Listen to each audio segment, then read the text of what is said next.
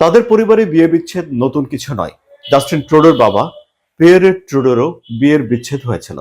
তার বাবা মার দাম্পত্য জীবন ছিল 6 বছরের। জাস্টিন ট্রুডোর দাম্পত্য সম্পর্ক 18 বছরের।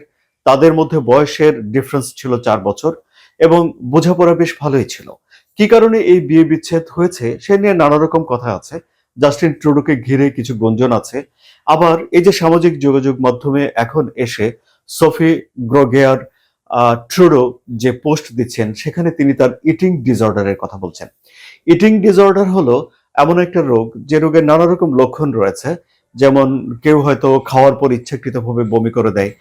বেশি মুটিয়ে যাওয়ার একটা ভয় এই রোগের মধ্যে থাকে এবং এই রোগ থেকে যেসব বিষয়গুলো হয় তার অনেকগুলো তালিকা আছে। তার মধ্যে একটি তালিকাতে এটাও বলা আছে যে অ্যাক্টিভ সম্পর্ক থেকে সরে যাওয়ার একটা প্রবণতাও তৈরি হয়। আমি ঠিক জানি না যে জাস্টিন ট্রুডোর দাম্পত্য জীবন বা এই সম্পর্ক কেন শেষ হয়েছিল, কিন্তু জাস্টিন ট্রুডোর এই বিয়ে বিচ্ছেদের পরে তিনি যে খুব বেশি দিন আর রাজনীতিবিদ হিসেবে খুব একটা ভালো পারফর্ম করতে পারেননি, এই বিষয়টি অত্যন্ত পরিষ্কার হয়ে গেছে।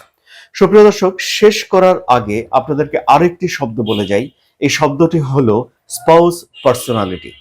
আমরা যারা পেশাজীবী রয়েছি তাদের জীবন এবং অন্যান্য মানুষের জীবনে তার স্ত্রী বা স্বামীর যে পার্সোনালিটি, ব্যক্তিত্ব, সেটা অত্যন্ত প্রভাব রাখে এবং সেই প্রভাব তার কেরিয়ার গড়া এবং কেরিয়ার থেকে পড়ে যাওয়াতেও যথেষ্ট ভূমিকা রাখে বলেই মনোবিজ্ঞানীরা বলছেন।